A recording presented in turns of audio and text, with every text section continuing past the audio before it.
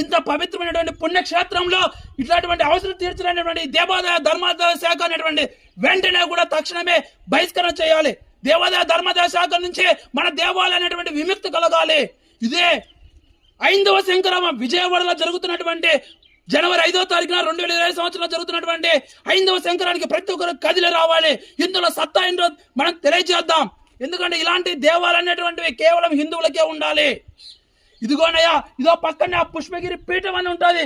ఆ పీఠాధిపతి ఉంటారు. పీఠాధిపతి ఉన్నటువంటి దేవస్థానానికి గదులు లేవు. 36,000 ఎకరాల భూమి ఉంది. 36,000 ఎకరాల భూమి ఉంది.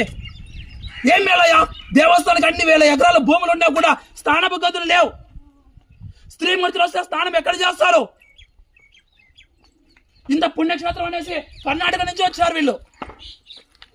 దేవాదాయ ధర్మాదాయ ఏం చేస్తుందండి? కోట్లూరు పంచాయతీ, ఒల్లూరు మన కోట్లూరు పంచాయతీ